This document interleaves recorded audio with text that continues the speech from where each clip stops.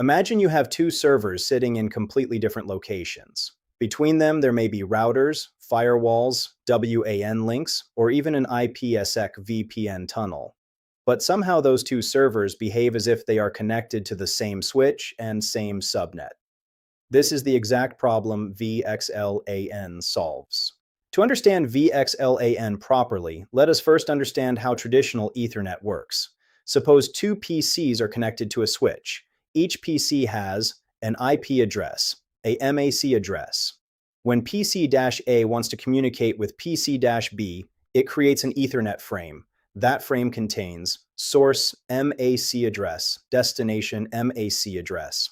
The switch learns MAC addresses automatically by observing incoming traffic. If the switch already knows where the destination MAC exists, it forwards the frame only to the correct port. If the switch does not know the destination MAC, it floods the frame to all ports except the incoming port. This process is called flood and learn. As networks became larger, VLANs were introduced to separate departments and applications logically. VLANs create separate Layer 2 broadcast domains. Devices inside the same VLAN can communicate directly, while communication between VLANs requires routing. This worked well for many years, but modern cloud and virtualization environments introduce serious scaling problems. VLAN IDs are limited because they use only 12 bits. 2 to the 12th power equals 4096. This means only about 4094 usable VLANs exist. For modern cloud providers hosting thousands of customers and millions of workloads, this is too small. Another major problem is that routers do not forward Layer 2 broadcasts. Traditional Ethernet networks depend heavily on flooding unknown traffic, but flooding cannot scale across routed Layer 3 networks. Virtual machine mobility also became difficult because workloads needed to move across racks and data centers while keeping the same IP address and Layer 2 connectivity. VXLAN was created to solve these problems. VXLAN stands for Virtual Extensible LAN. The main idea behind VXLAN is carry Ethernet traffic inside IP packets. This allows Layer 2 traffic to travel across Layer 3 routed infrastructure. To understand VXLAN properly, we need to understand two important networks, Underlay network and Overlay network. The Underlay network is the real physical IP network. It includes routers, spine switches, firewalls, WAN links, MPLS, and IPSEC tunnels. The Underlay only understands IP routing. It does not care about MAC addresses, VLANs, or tenant traffic.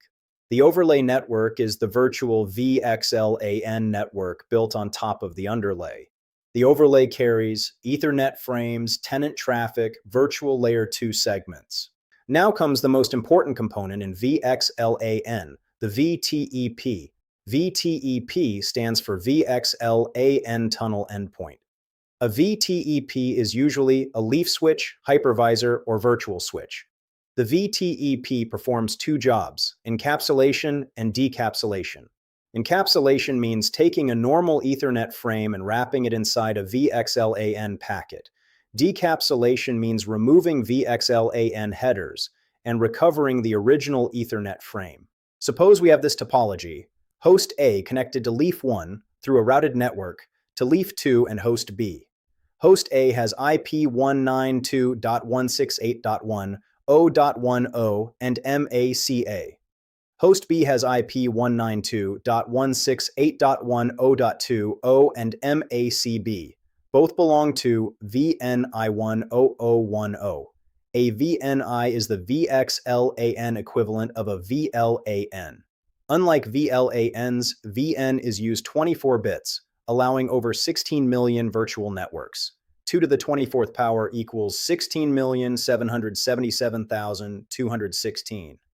Now let us understand the most important part in VXLAN EVPN. Suppose host B is connected to leaf 2. When host B sends any traffic, leaf 2 learns. MACB is connected locally. At this point, leaf 2 knows that host B exists behind it.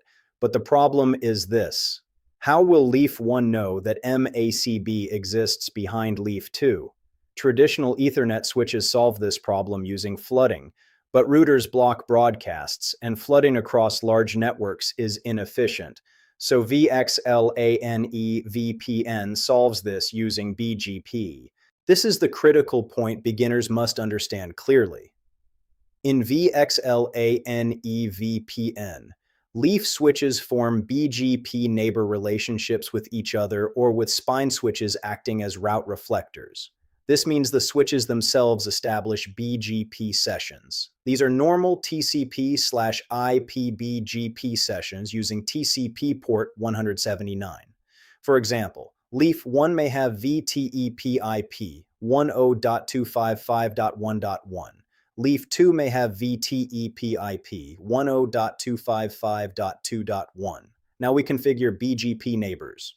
In small environments, we may directly configure on leaf 1, neighbor 1.0.255.2.1 remote-ASXXXX. On leaf 2, neighbor 1.0.255.1.1 remote-ASXXXX. This establishes a BGP relationship between the two leaf switches.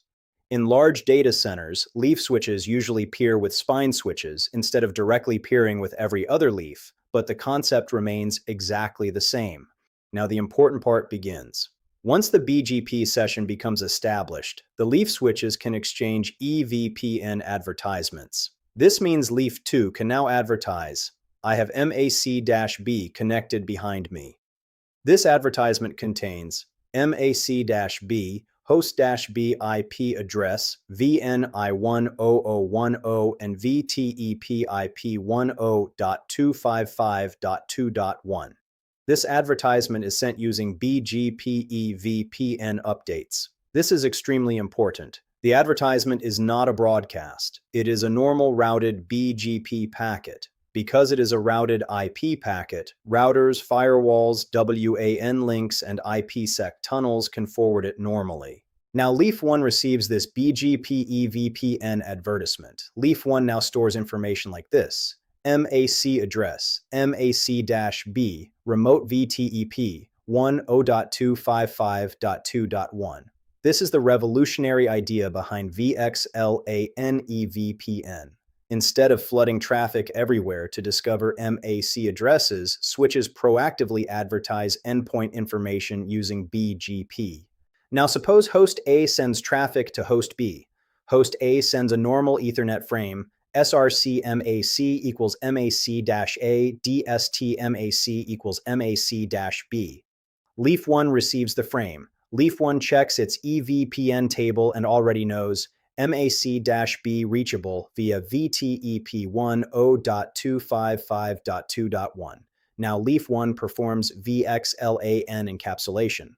It wraps the original Ethernet frame inside VXLAN header, UDP header, outer IP header, and outer Ethernet header.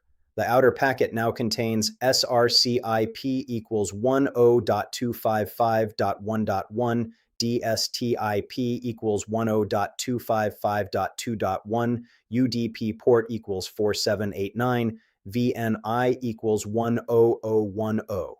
Inside this packet remains the original Ethernet frame from host A. Now the underlay network routes this packet normally using IP routing. The routers and firewalls do not care about MAC addresses, tenant traffic, or VNIs. They only see IP packet from 10.255.1.1 to 10.255.2.1. If an IPSEC tunnel exists between the sites, the firewall encrypts the VXLAN packet and securely transports it across the tunnel. When the packet reaches Leaf 2 sees that the destination VTEP IP belongs to itself. Leaf 2 removes the VXLAN encapsulation, extracts the original Ethernet frame, and forwards it to host B. This entire process allows devices in different locations to behave as if they are in the same Layer 2 network. The biggest innovation here is this: traditional Ethernet networks depended on flooding and broadcasts. VXLAN EVPN replaces flooding with intelligent BGP-based endpoint advertisements. Instead of learning MAC addresses through flooded traffic, switches directly advertise, "I own this MAC address."